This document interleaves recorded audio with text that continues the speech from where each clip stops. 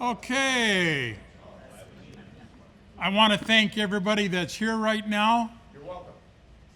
Well, hey, thank you, Mr. President. To be. We appreciate your being here for the 70th birthday and the beginning of the anniversary year for the Washington Elks Therapy Program for Children.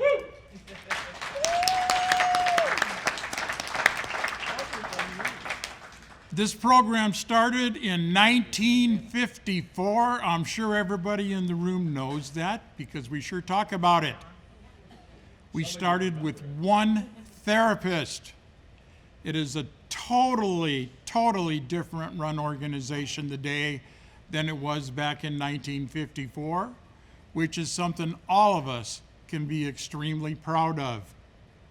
We are able to see more children all the time and help them and their families across the state of Washington.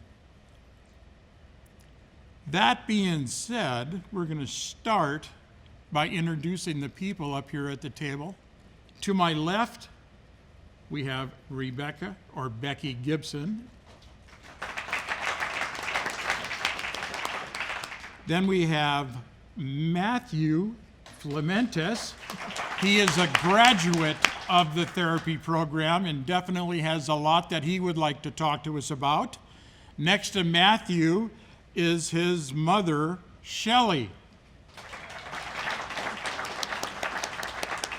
The next two seats are occupied by two of our therapists. The first therapist is Lila. I'm sure you've seen her many times. Then next to her, we have Stephanie Zapeville, who is our newest therapist, I believe.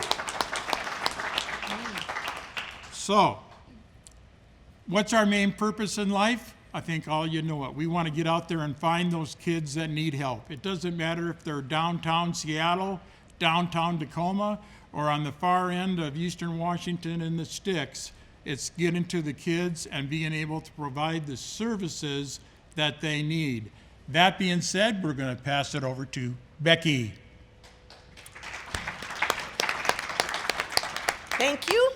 I'm excited to be here today to have an opportunity to once again talk about my favorite project, the Elks Therapy Program for Children. And I'm especially excited that I have Matthew and his mom, Shelley, here. And I can say that it's been an interesting and fun run for us together to work on therapeutic interventions with Matthew and his mom, and including his family and his dad and his brother and his grandma, and I think maybe, Auntie's been around for a few sessions, and so it's a family affair, which is pretty common for how our program runs. One of the best ways that we can be of service to our children and their journey is to help their families understand where they are in the journey and then listen to the family's wishes around what they feel is the right next step for their child, or where they're experiencing challenges and difficulties, so that we can help problem solve. I love to talk about our journeys with kids as being, in this case, Team Matthew, right? We were all on the same team for Matthew, really trying to help him live and grow and be the best version of Matthew that he could be. And he has stepped up to the plate time and time again on so many levels. So Matthew, I want to move the mic around here and let us have a conversation about your journey in life. Okay. Great. So you started with the therapy program when you were pretty small. That's correct. What's your first memory about me coming to your house? The first memory that I have of remembering of you coming to my house is my mom told me that someone new was coming into the house, and that kind of put me on edge of my seat here, and I wasn't sure how to react to that at the start of when we first met, but then when you kept coming, then I got more and more comfortable as the days went on from there. Yeah. Actually, your mom interviewed me before she ever let me come in the front door. She took me to lunch. She said, "What's the next step? How does this happen?" And I said, "Well, I'll come to your house. We'll fill out some paperwork." And she said, "How about I take you to lunch?" Right? So that was our first session. We had lunch. We talked about what it was. And then we came to your house. And unbeknownst to you at the time, I did an assessment.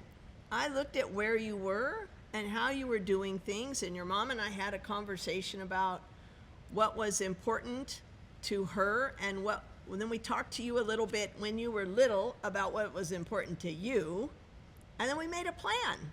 Yes, we did. Yeah. And through the years, we did so many different things. Yes, we did. Any of them stand out to you? You remember this? Do you remember doing that? So I remember the first time my fingers were locking up, and we've been doing this finger locking drill, like where you just go from finger to finger, and as you go back and forth, like 5 to 10 times. Right? And from there on, if you keep doing that, things just help your fingers grow stronger. You remember the pennies? And you also sometimes have to move pennies out of your hands and into another basket, which can also help your fingers get in stronger shape. Right. One of my favorite stories about trying to think of the next best challenge for you with your hands and getting them to work the way you wanted them to work was I found a knot tying kit. And I thought, wow, Matthew is this great boy. Tying knots is a cool thing for boys to learn. I'm going to bring this knot tying kit. Do you remember that? That was actually one of my favorite memories in the past many years. I've always wanted to learn how to tie my shoe. And that was one of the greatest moments in my life because it was very difficult for me to do it. So I always had to ask for help. So when Becky brought that, it made not just tying shoes easier, but just doing knots in general actually now helps me even more in my life. Right. Initially, though, you might not remember this, but the way I remember this story, there was a little bit of pushback. There were these little index cards that showed you how you were supposed to put this loop around that loop and pull it down and whatever. And it was kind of too big of a challenge. And so we looked at it together, and you said, I don't know if I want to do this. And I said, okay, well, I bet you can't tie me to this chair I'm sitting in. And then the next day, she comes, and things just were like starting to kind of click, but it was still a challenge inside the brain. So you gotta take the challenge that's locked in your brain and go for it.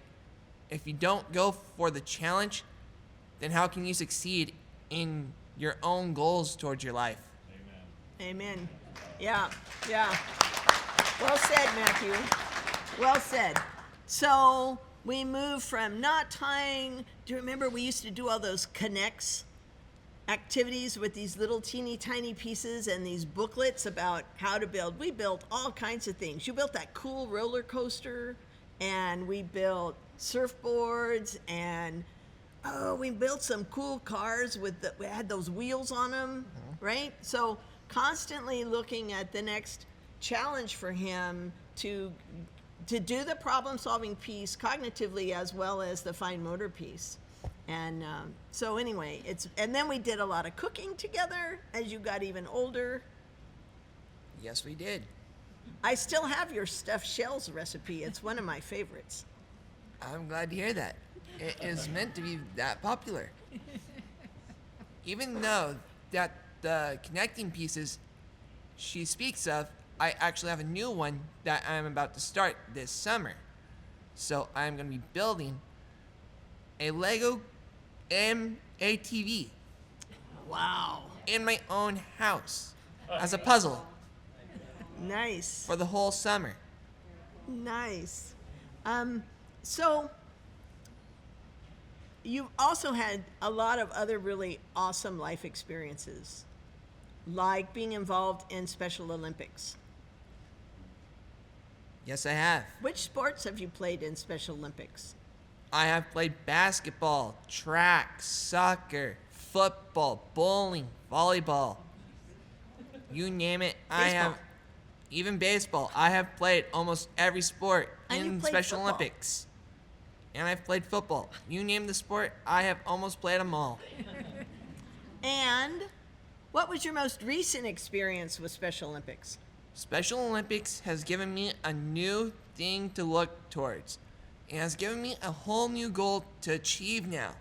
So now, in my life, there is a record in a record book that I am planning on breaking in a couple of days. So now I kind of want to step up my A game in Special Olympics for the most gold medals that possibly can be awarded to a person and go into a record book one day and break this girl's record that holds 1,085 and 92 medals. Wow. What did you just win? And also, I am the only person who has won the pentathlon 2 times in a row in 2 years.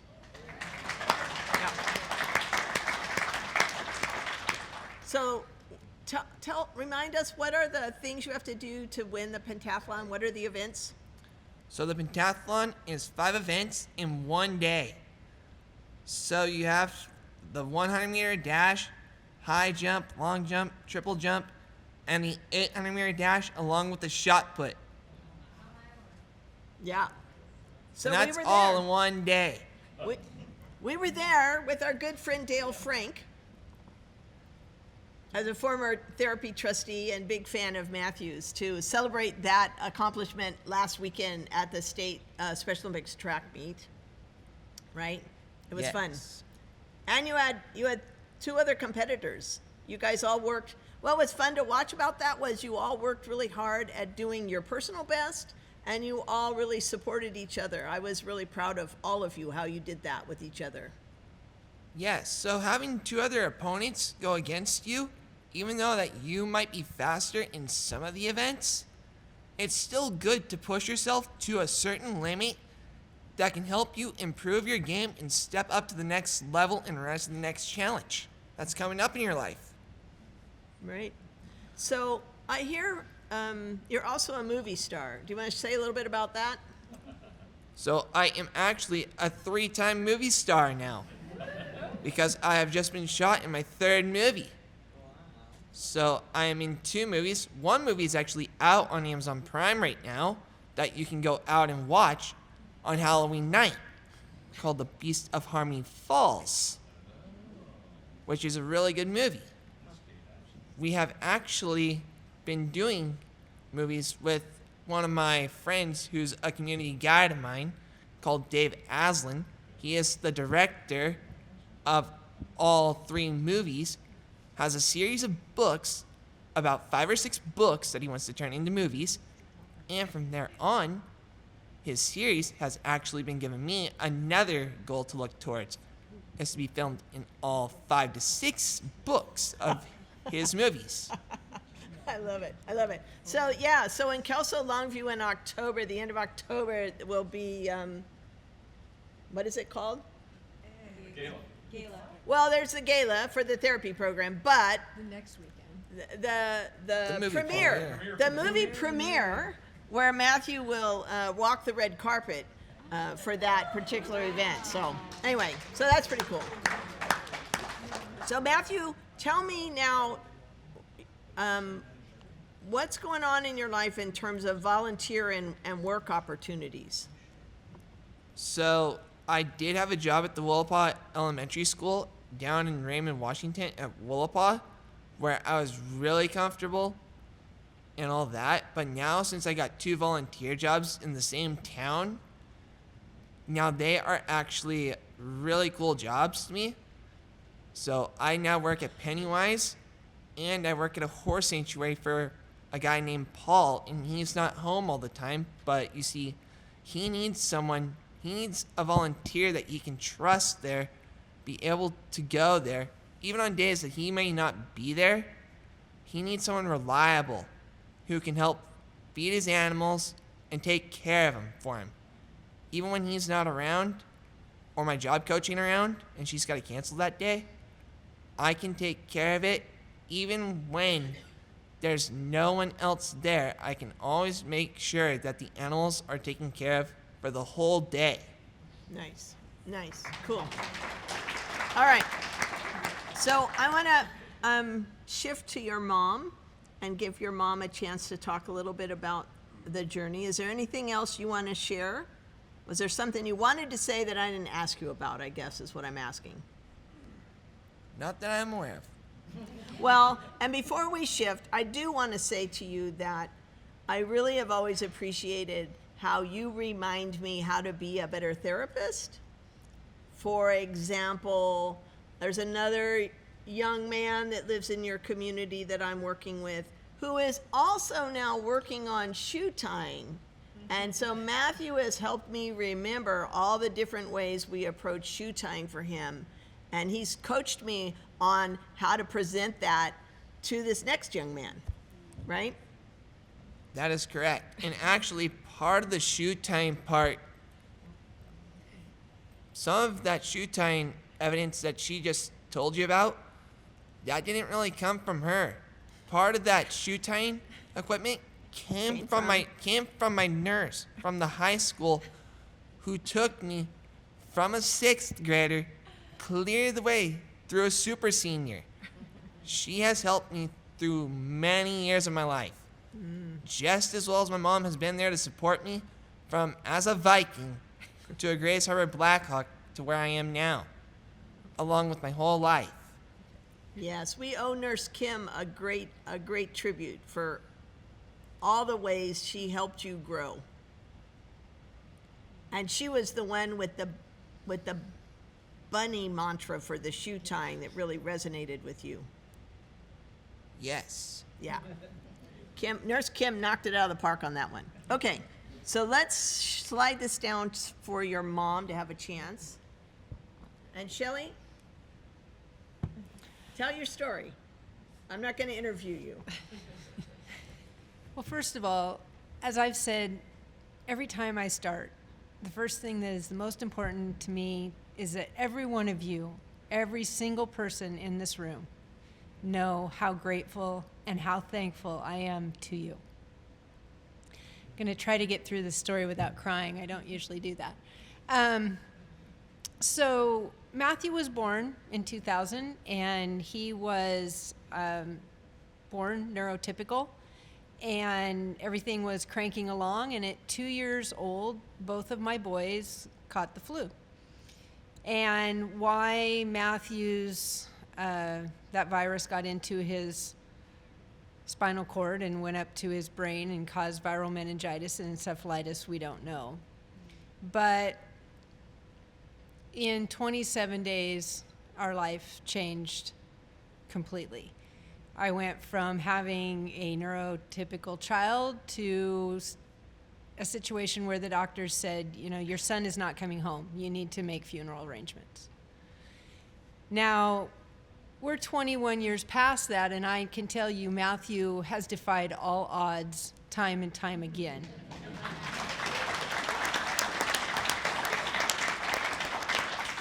And just as he did that 27th day, and we walked into the NICU, and he was sitting there.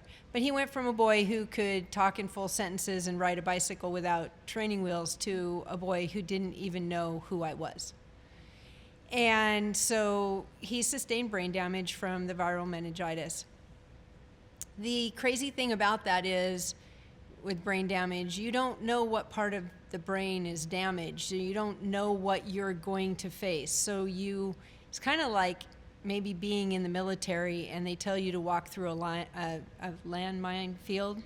You don't know when you're going to hit one. So Matthew has intractable epilepsy, and he has really bad seizures and different things. And so our life got turned upside down, and we didn't know where to look for help.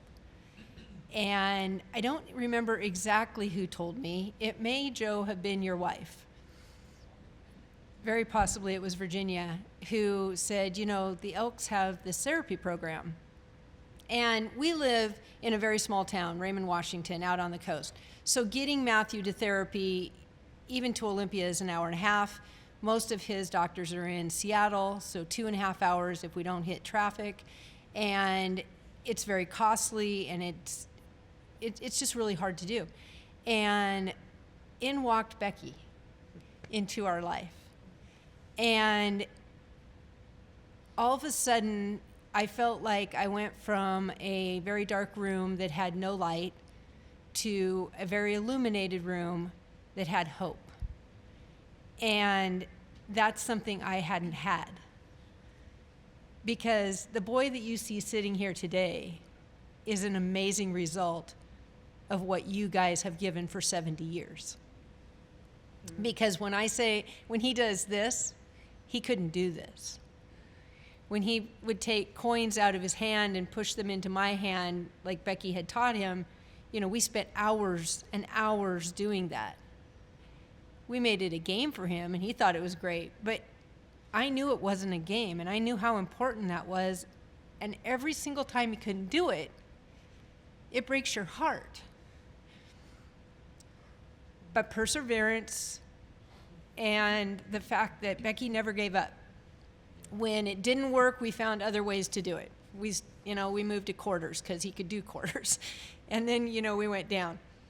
But he's a huge example of what your program does. And you never give up. You come every single week. And it doesn't cost our families anything. It brings hope. It brings a family to us. It brings years and years of knowledge that we don't have. I'm a very good accountant, but I can't tell you how to take care of my child. I didn't even know. I had no clue how to help my own child. And as his mother, that's a very horrible feeling. And so we started on the journey, and we've been moving through the journey. And the one thing at the end of the journey, because now he's aged out, is I want you to know, every one of you, that you made a difference. You made a huge difference. You made a difference in Matthew's life, but you made a difference in my son Seth, in my life, in my parents' life, in my community's life. Matthew won the pentathlon this last weekend, and I posted it on Facebook. Because Matthew, when we win the pentathlon, we go to Baskin-Robbins. We usually go to the car wash, but I wash the car first. So we go to, and if anybody wants to go look at Shelley Flametis' Facebook page, you'll see the picture. And you'll also see 164 people who liked it or loved it, and you'll see 84 comments, and I only have like 400 friends. So that's a huge percentage of people who stopped, looked at that picture, and took the time to actually write something. And they got to do that because each one of you has been given to this program for 70 years. Because my son wouldn't have gotten to do that had it not been for you. And that is simply amazing. That is the most amazing thing that you could possibly do. And there are people out there through Washington State, just like me, that you have helped. Tons and tons of families. I know some of those families. I know a little girl in Raymond she was so scared. She's autistic, and she was just so scared of her own shadow. I do a Christmas program at the county every year, and this little girl couldn't come. She was scared to death to come. But Becky worked with her for a couple years, and I don't know exactly what they did and everything, but a couple years later, that little girl crawled up on my lap, and she had her picture taken with me. She was scared of Santa still, but she crawled up on my lap, and we had our picture taken. And that little girl today is thriving. Again, that's because of you. And I see that every day in my community. I live in a very small community, so I get to see those people. I get to see those success stories. So thank you. I look forward, well, I won't be here in another 70 years, but I look forward to this continuing another 70 years and helping people, you know, that are in my situation where you didn't ask for this, you didn't cause this, you don't know why it happened to you, but it did. And you don't know where to turn. So you turn to the Elks Therapy Program. And these amazing people, like these two ladies and this lady, show up your house every single week. And when you're down and out, you call them on the phone and you're like, Becky, I don't know what to do. And she listens to you and she lifts you up. And she's become family now. I'll never let her go. She's not just yours anymore. She's ours too. So thank you.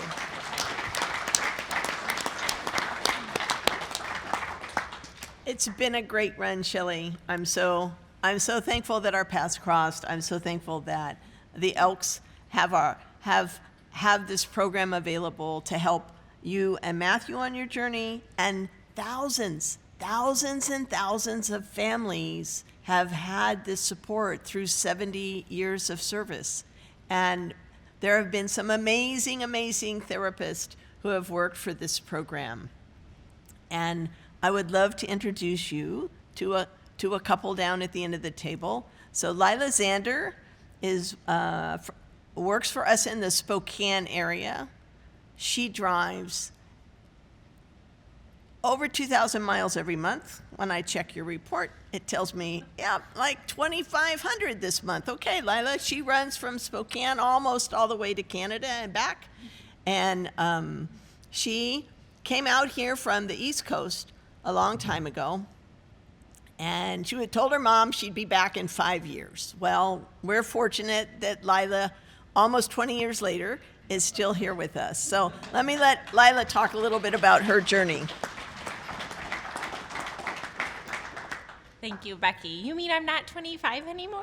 No, you have 2 children, and that boyfriend you haven't told you married. Just in case you forgot. Oh, I forgot about that. Anyhow, this is so humbling being here and seeing so many faces that I have seen for so many years. It is blessed. I am blessed to work for the therapy program, and it's just humbling being up here. I did not know that you've all changed my life, because if I even thought of changing a job, I just couldn't, because I know what we do, what our therapy program does for the communities. And I guess I was trying to think of simply how I would explain the therapy program one time. And it's about connection and connections in the people's environment, in the family's environment that we get to go to, and we get to support them in their location where they live every day. And it's just, it's a wonderful thing. And the way that we can do our job, we're all a little different, and each family, each child needs a little something. But I was trying to think of a little story, and I guess when I go from house to house, you connect with people differently. Well, there's this one new little boy that I have, and he's 3 years old, and the mom's like, he's not going to let you near him. And I'm like, okay. So I just kind of stayed, but I started singing.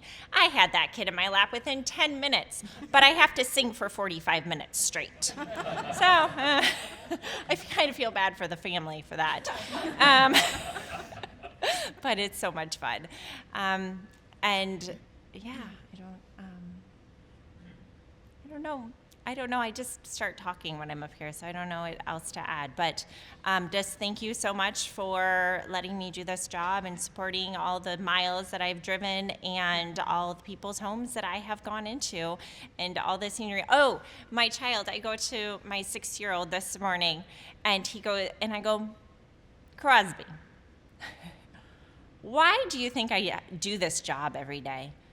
Mom, you like to make kids happy, so you just go to their homes to make them happy. And I'm like, oh, okay, that sums it up. That's why I do my job.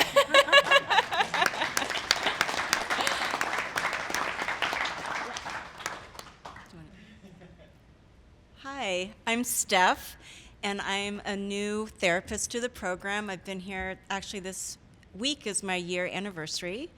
I'm coming from a pediatric background. I worked in an outpatient clinic setting, pediatric clinic setting for almost 10 years.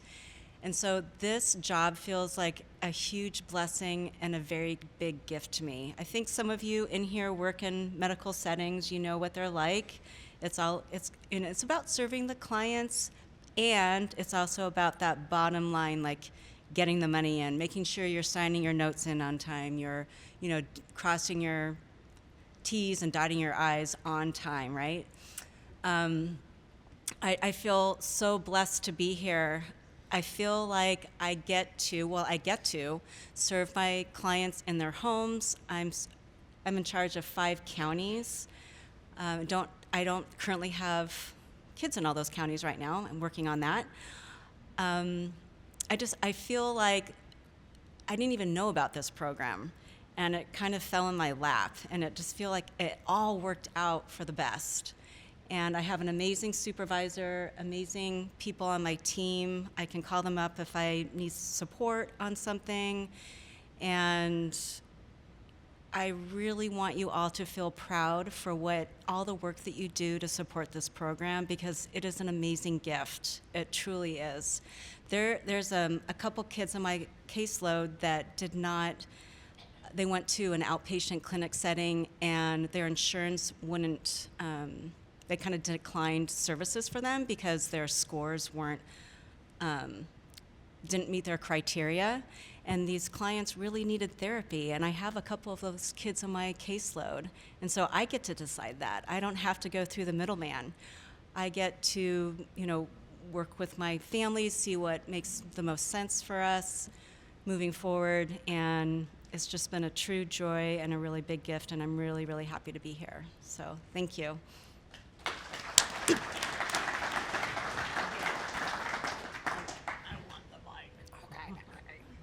Okay. So, Steph, I think I'm going to pull it off this stand here. So I wanted to go back to a conversation that you and I had about one of the clients on your caseload that has, well, 2 things, 2 stories I'd love for you to share. One is a client with the issues with her hand, and then the other one is your family story and the photo album. Okay. All right? So let's hand it back to Steph. So one of the great ways I get to support my families is that I can go to specialty appointments. I was never allowed to do that in my other job because it wasn't billable. So I couldn't go to IEP, like if they had an IEP in school and they had a big meeting, I was never allowed to do that, or go to specialty appointments. I currently have a client on my caseload that has pretty severe hand contractures. She had a stroke when she was an infant, and her mom called me. She's a teenager, so the client, she's, you know how teens are. She didn't entirely want me there, and so it kind of took some time to build rapport. And I also didn't know, I'm a generalist. I'm a general OT. I'm not a hand specialist. And so we were able, as the family and the primary care provider, we were able to get her to Shriners to see a upper extremity specialist. I was able to drive to Portland and be a part of one of those sessions, and feel more comfortable in my skill set moving forward to support her in a safe way, so I wouldn't, further damage her joints in her fingers. And she also got specialty splints for her knuckles, like her joints. And then I was also able to go to another appointment at Shriners and meet the hand surgeon and ask some good questions so that I felt comfortable moving forward. I would have never been able to do that in my last job. And so, you know how teens are, they kind of want things quick and easy, So she agreed to do the exercises. We were doing some range of motion, some hand strengthening, like grip strengthening. Weight bearing is really important. She could not do wall push-ups. She's now doing 17 wall push-ups. It's pretty awesome. And she's stuck with it. she's not doing it every day. She's doing it 3 days a week, and you know what? She's seeing a difference. And she's her mom and I were seeing a difference pretty early on, and she was like, "No, I'm not really seeing a difference." And she was kind of like pouty, and now she's like opening up. She's talking to me. She's seeing a difference in her strength and her range of motion, and she's more willing to try different exercises even on her own. So it's pretty amazing. The other story that I want to share, I was going through an old family album, and these are like black and white photos from my mom's side of the family. So my great-grandparents, Frida Waters, they lived in California and actually started the first hospital there near Santa Cruz. And there's a picture that I came across of several gentlemen. One was on a donkey. They're all dressed in suits. They have like those stylish hats. I want to say probably from the 1930s, something from the 1930s. And there's a flag that says Santa Cruz, and underneath the picture it says Elks Convention. Oh my goodness. So I feel like I'm home, right? It's in my family, it's in my blood, and I've got a picture to verify that, so I'm thrilled.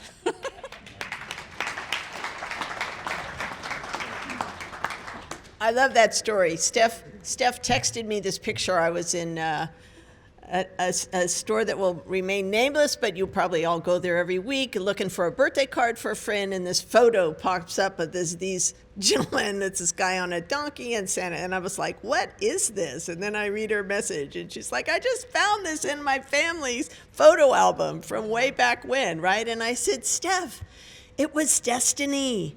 You were meant to come home to the Elks. I'm so glad you found us, right? So at this point in time, I want to hand the mic off to Steve, where I saw you in here. There you are. So that you can step up to the next level of the conversation. So Steve Scholes is Secretary of the State Association and the manager of the therapy program.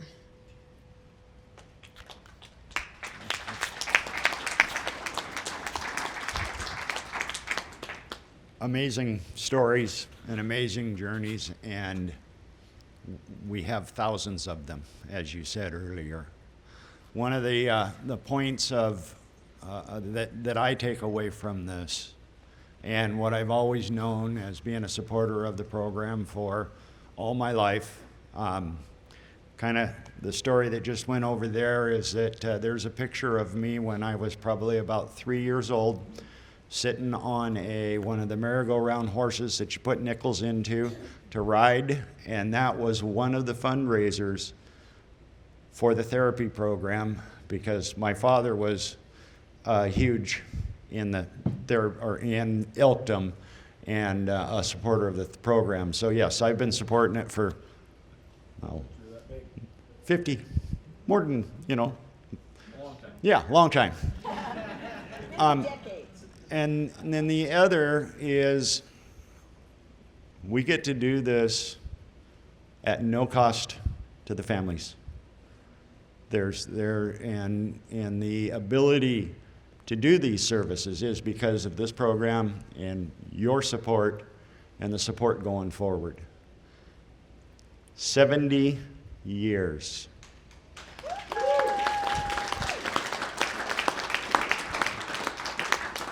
From 1 to 6, 17, well, yeah, we're on a teeter-totter to 17. And think of the thousands of hours of services that we give away every year based on that many therapists on board and the amount of miles. And I'm very proud to be a part of it. I want to talk a little bit about, and I'm going to bring Rob Dahl, one of our therapy trustees, up and have him give him a couple minutes to talk about a birthday celebration that we're going to have. And Rob, go ahead and come on up, and I won't say any more. Steal my thunder? Can't remember it. Right? Thank you. Good afternoon. Thanks for everybody being here. Is there anybody in this room that's not like super excited and proud of what we do with this program? Did everybody realize we're 70 years old? I mean, that's a huge accomplishment, especially looking back at the history and the bumps and trials and so forth that programs like ours have. Every state, as you know, has a major project. I honestly don't feel that there's any project in all of Elkham that has changed and affected as many lives as our Elks Therapy Program for Children. And you've heard half a dozen stories, one really great one. Thank you, Matthew, and Steve for being here. We're going to celebrate. So first of all, if you haven't been accosted yet, we're selling commemorative pins here at the convention. Look like this. I have some up front. There are more out at the booth. Therapy trustees in the room should have theirs in their pocket. We'll be happy to take your dollars. But before you leave the convention, please try to get a pin. It's a direct contribution to Tell Elks and help support the program. Then, as Steve said, on Saturday night, October 19th, in Kelso Longview, following the quarterly meetings, we're going to be having a celebration gala to support and celebrate the therapy program. It's a formal dinner. Tickets are $75 a piece, which includes your individual donation to Tall Elks as part of that ticket price. Okay, so direct support to the program. If you see these posters around, there's a couple of the doors. I was told I can't tape anything to the walls, but I did it anyway. So if we get a fine, I won't pay it. But silent auction, live auction, dinner, great program with some of our kids in the program as well as graduates. And we discovered something we didn't know in our own community, a retired school teacher who has cerebral palsy, who is one of the most original graduates of the program from way back when, who's going to be there to talk about his experience. Great guy. So just really encourage to we'd love to sell out the room, which is about 250 people. So we're going to have a lot of fun. We really want y'all to come down and join us. Again, find any of the therapy trustees. If you know who they are, reach out to the folks in your lodge. Check the booth out here. We've got information. We've got little business cards with the QR code. Online registration, really simple, easy to do. We'd love to see you there. So thank you so much. Thank you, Rob. We've got some extra time. Would you like to go through your history speech for the tape?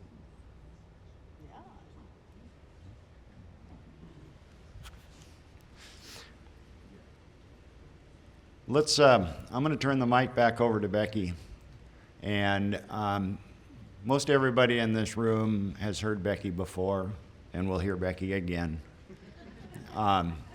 And the passion that she has in this program, and the work that she does, she's going to say it better than I can. So I'm going to turn it to Becky and have her talk a little bit about the history of where we're at and culminating into the 70 years. She hasn't been here that long. Almost. I can't claim the full 70. Yeah. I can't claim full 70. So this is a legacy program. I don't know in 1954 when it all began that the leadership at that time knew that we would be sitting here 70 years later in the place that we are, doing the mission and the work of the program as they saw it way back then. And this program has had always a close connection with Children's Hospital and the leadership at Children's Hospital. And part of what happened, as I understand, back in the day, there was a request from Grand Lodge that states designate a state major project. And the Elks had been instrumental in connectivity with Children's Hospital. And so leadership from our organization went there and said, we've been tasked by Grand Lodge to create a state major project that the Elks will support moving forward. And we'd like that to have something to do with children. And we're wondering, from your experience at Children's Hospital, what you think might be most helpful for our communities. And so the leadership there said, basically, that when we have children here, 70 years ago, we have children here at Children's Hospital, we know that they are getting the best care that's available because that's their mission. And when we send them home, we don't know what happens next. So if you all could step up to a more rehab kind of model where you could go to homes and see children and provide that support for them, that would be a great gift to your communities and to the kids across the state of Washington. And so that's really kind of, I think, how the whole idea came together. Now you have to remember, back in 1954, I believe that was the year that the Salk vaccine was finally created for polio, right? There have been people in this audience that are post-polio survivors. And so back in the day, many of the children who needed help were often children who had physical challenges due to polio, due to prematurity, due to our lack of medical knowledge about how to help those preemie babies move forward in life without having major disabilities.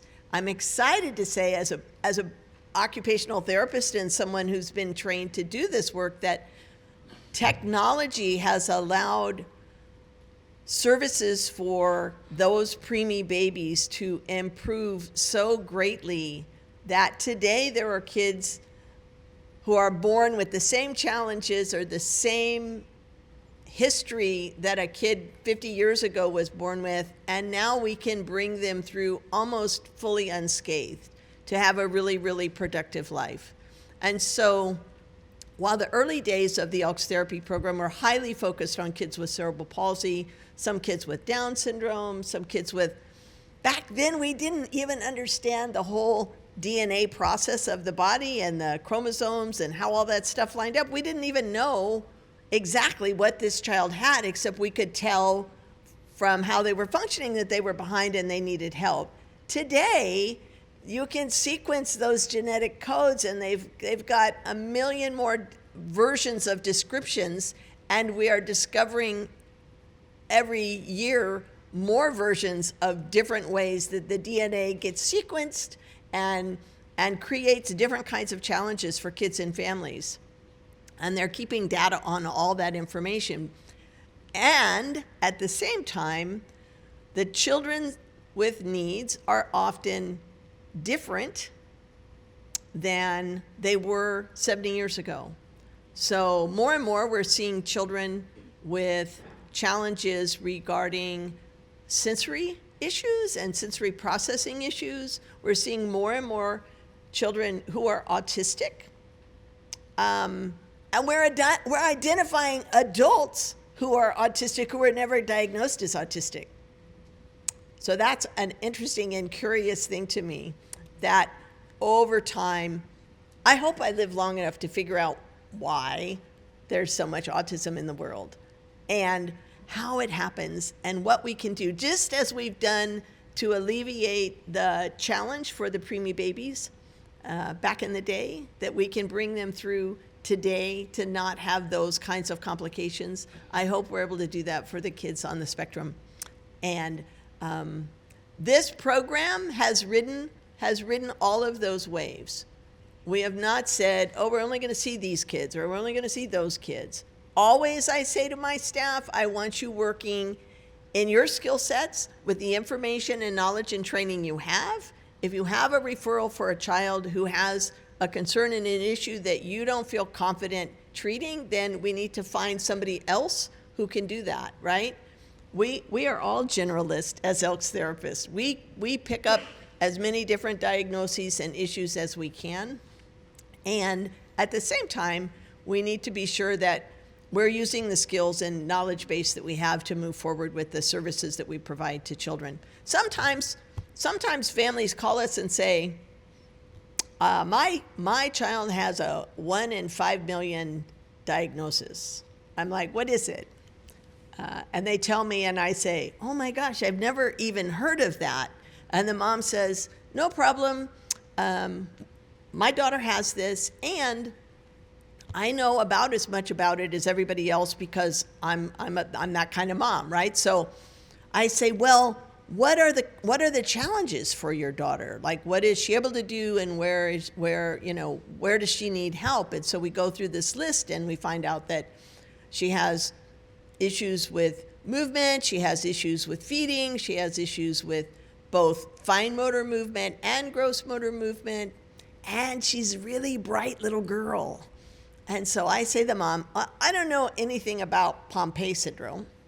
Never had a kid on my caseload before, never will have a kid on my caseload again based on the statistics that this diagnosis pops up. And I know something about fine motor. I know something about gross motor. I know something about feeding.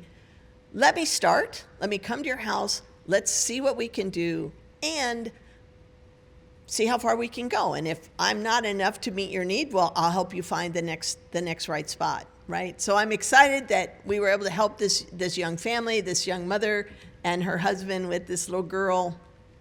It was a military family, so they moved out of the area in a reasonable amount of time with a transfer out to another duty station for Dad. And in that window of time, this is the little girl that we built the magic little mobility device for out of a foam off-the-shelf bumbo seat, you know, these little positioning devices for kids that we put on a cutting board and put casters on it and added 12-inch wheels to the side. George Pritchard helped build this thing. The mom found it and said, "Can you build this?" And I said, "No, but I know an elk who could do this," right? We built this device for her. We pop her in it, and she takes off. By the end of the day, she's doing loops around their living room, dining room space, only pausing to dabble in the dog food kibble and the water bowl, right?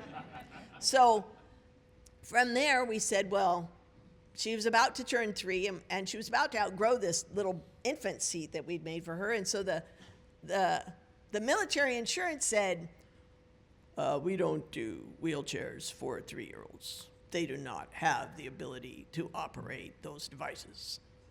And I said, okay, what if I show you a video of this little girl in the device we created for her? And so Mom and I made this video. She sent it to the insurance company, and they said, pretty amazing. And so as she turned 3 and outgrew the device that we created for her, she segued into that wheelchair like a rock star, right? She already knew, oh, you grab the wheels on the side and you go, right? So, I mean, things like that where other people of power say, oh, no, we don't do that. The Elks can do that, right? We find ways to step up to the challenge, to meet kids where they are. I made an ask in the meeting the other day about I need somebody who can build me something, right? Today I already have the business card of the Elk who's going to step up and build this thing that this therapist called me about last week and said, I need something that will help this kiddo on my caseload be able to stand at the kitchen sink and help wash dishes and work at the kitchen counter with his mom. And he's just not tall enough to do it. And so, you know, we've got somebody who's going to do that for us. This organization always has stepped up to support their community, not only with the therapy program, but across the board. I'm so proud of what this organization does holistically, and I'm most especially thrilled and proud of what this organization has done for kids with challenges and their families to help them close the gap, to help them find hope, to help them be part of their community, and to give them opportunities to thrive and live their best life. So, did that do it, Steve? Yeah.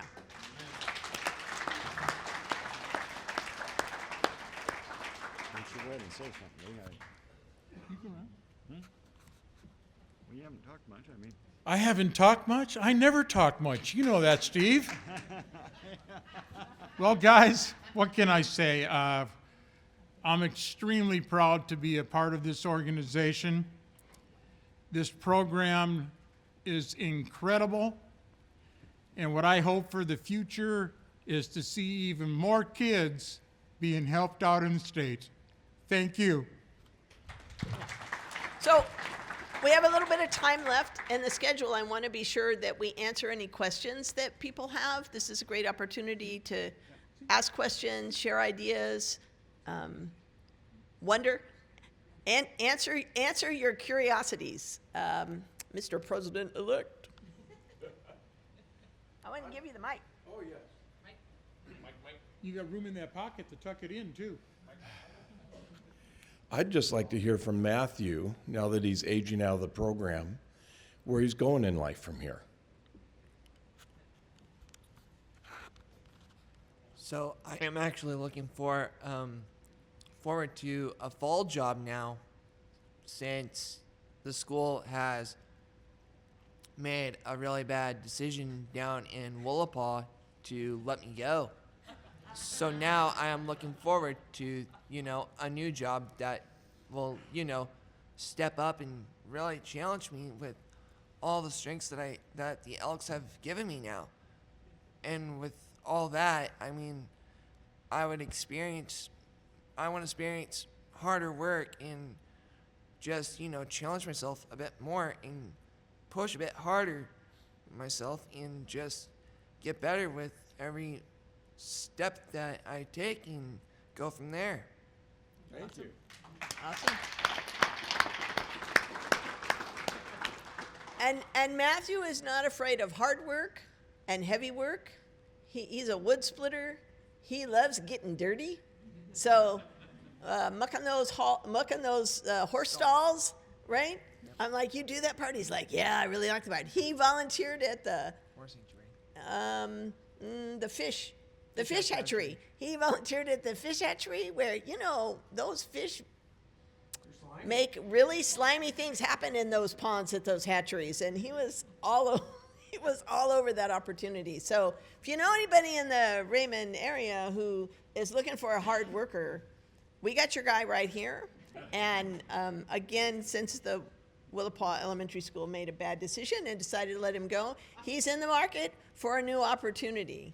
And what's true, and I will say this in each of your communities as well, there are kids like Matthew who are needing those opportunities. So if you're in a position where you can help provide that opportunity, whether it's full-time employment, part-time employment, supported employment, a volunteer opportunity for them, these young people have worked hard, and they want to be part of it, and they want to feel valued by their community. And so that's another way as good people that you can help step up and offer that opportunity for them. Yeah, that'd be great. Wouldn't that be great? Yes. Though I actually think secretly your mother is going to create your own company for you. And I can't wait. She's too busy working full time to do that right now. But I'm pretty sure there's going to be like, well, you already have a business card with your name on it. I do. Yeah, he does good works in his community all the time. And that's a great opportunity for him. Other questions? I think Lila was trying to tell me a minute ago to remind everybody that we serve kids from birth to the age of 21. Well, so I wanted to say, Becky. Well, you say it, Lila. I just had this conversation because I was working with a mom. I've seen this kid since he was like 6 weeks old for OT, but for speech, he had at 2.5, because before 3, he had to change speech therapists. Then when he turned 5, he had to change speech therapists again, where what's wonderful about our program is we get to meet the family, we get to see how we can help, but then we can not just help for that session, for that month, for that year, but we can follow through, and we can go with the goals, and our goals will, add on and get different, but we can work with that family, what their need is right then. So that's an amazing thing, because when you have insurance and you have to, there's so many rules you have to abide, and we don't really have to abide all those rules. So that's really nice, and it's wonderful for the kids. So I just wanted to say that. Yeah, it gives us the flexibility to do what's needed in the eyes of that family and not be beholden to a third-party payer who says, nope, your child has Down syndrome? Well, you'll get 6 sessions of therapy this year, right? So, these kids have challenges that aren't fixed in 6 sessions, and your program allows us to stay with them and help with those things. There's a constant ringing of your phone or email in your inbox of a new referral. So oftentimes it's the next kids coming in that create the opportunity for turnover. Many of these children will need help for their whole lives and will be part of it for part of their lives, right? Depending on our ability to meet those needs. And it's a constant journey as a therapist to manage that caseload. And in this program, the way it's set up, the therapist has that responsibility. And sometimes that can feel pretty challenging and overwhelming for them. And that's when I get to wear my therapy supervisor hat and support them in helping them sort out, how do we do this? How do I prioritize which kiddo stays on my therapy caseload and which one I'm moving off and why? And how do I have that conversation with that family? I remember as a young Elks therapist, I said to my next door neighbor lady who was a marriage and family counselor by training. She was a great neighbor to have when I was a baby Elks therapist. You know, I said, "God, this is so hard. I feel like I'm playing therapy God, like I'm the one, you know, this feels like a lot of responsibility for me to be responsible for." And yet, you know, it's the evolution, it's the process that happens. We are a cog in the wheel for therapy services for kids across the state of Washington. We're not the only game in town. Our big mission is to try to be sure we're reaching out and connecting with the kids who live in very remote areas, who have to travel. You know, for Matthew to get to a therapy center, it was a half a day missing work for Shelley or her husband to be able to get him there and back. And then that much of him missing school to do it, right? Where there was a clear rationale why we were going to show up for him in this journey. And for other kids, it's, you know, every decision is done on a case-by-case basis. And so it just keeps happening. And sometimes, for families who do have insurance, they get 20 visits to cover occupational, physical, and speech therapy for their child for the year. Well, guess what? If you saw a therapist every week or even every other week, you would blow through those visits pretty quickly. If you needed all three disciplines, and some kids do, you would blow through those visits even faster. So we can offload the occupational therapy version of it or the physical therapy version, depending on which therapist we have living in the unit, and they can use the funds they have to access the other pieces that they need. So, and if they move around the state, we're able to say, oh, we have a therapist who's over there and that. Oh, you're moving to Vancouver? Let me connect you with Steph. Oh, you're going to Spokane? Let me line you up with Lila, right? So that's another flexibility piece that we are able to offer, as well as the opportunity to really support kids in the foster care system. So as those kids have needs, many of us have sojourned many years with foster families who have a revolving door of kids that are coming in, and they know how to find us. And it's great because we teach them things in the journey with one child, and then the next child that comes in might have similar issues, and they're able to just like say, remember when Billy was here? We did this. Would this work for Johnny? Yes. And we can add these layers to it. So they're really great families to help out, and I'm really proud of the Elks for really stepping up for the kids that are in the foster care system, because we've done that really consistently for many, many years. So I could talk about this program forever, but I'm going to stop. Oh, but Shelley wants to say one more thing. I know you've all been sitting here, but I just want to say, because I understand each one of you is from a different lodge, and it is so important that everybody know this. So if you ever need Matthew or I to come to your lodge, and we've been to a few, we've been bowling. In fact, we were just in Forks a couple weeks ago bowling. So if you ever need us to come because they just need to see an example of how fantastic they are, we will definitely come. All you gotta do is get in touch with Becky, and we drive all over.